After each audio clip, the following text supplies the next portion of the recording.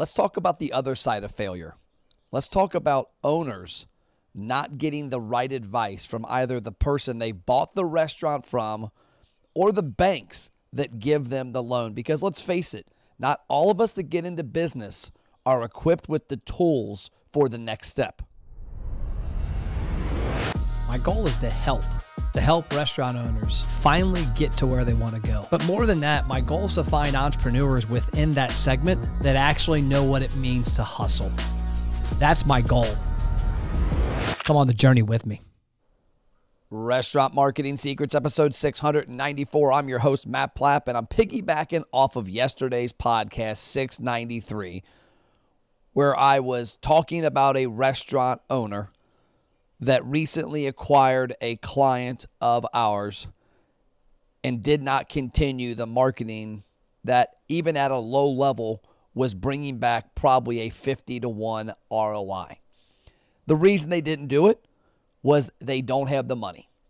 Now, let's go deeper into this, because as I was writing the blog for yesterday's podcast, towards the end, I got a little pissed off because I started to think about these owners. And one of two things happened. Number one, they more than likely got a loan to buy the restaurant from the prior owners. Or number two, the prior owner gave them a loan to buy said restaurant. Now, the third part could be they leveraged a nest egg they had, their 401k or something. But most instances I see, it is a bank loan or the prior owner's loan. Now, here's where it really gets me mad.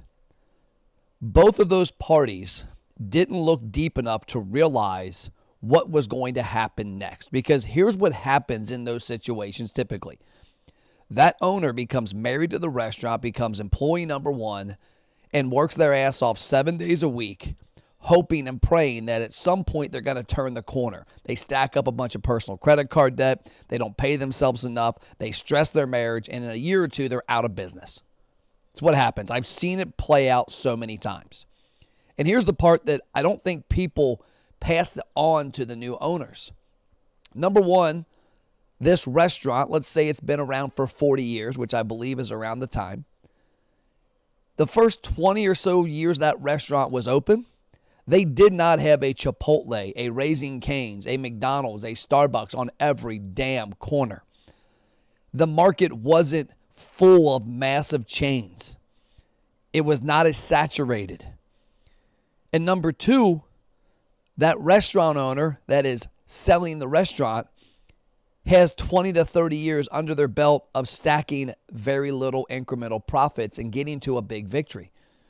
Now, the restaurant owner buys said restaurant.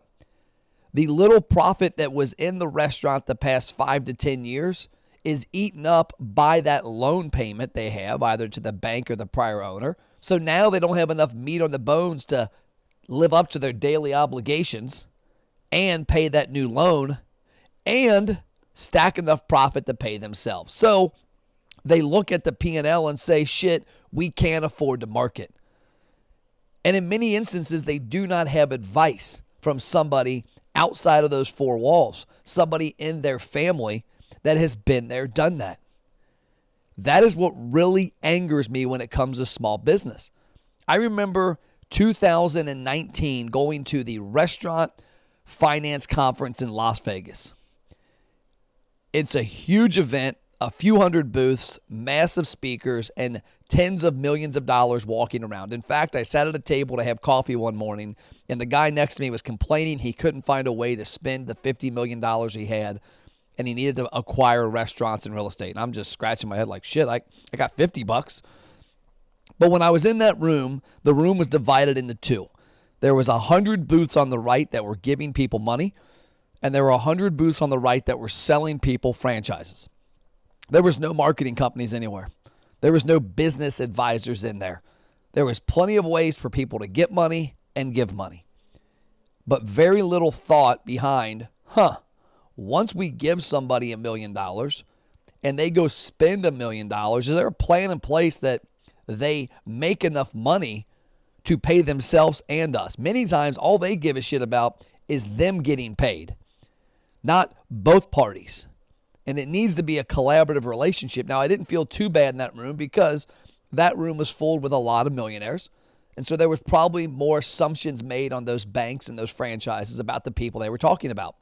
But in this situation, if I've got a small mom and pop restaurant that has just been acquired and the new owner can't afford a few $100 a month, somebody's either given them terrible advice, they're either the wrong people to do it, or they've been saddled with so much debt from a prior owner or a bank loan that they're not going to get out of their own way the next 12 to 24 months.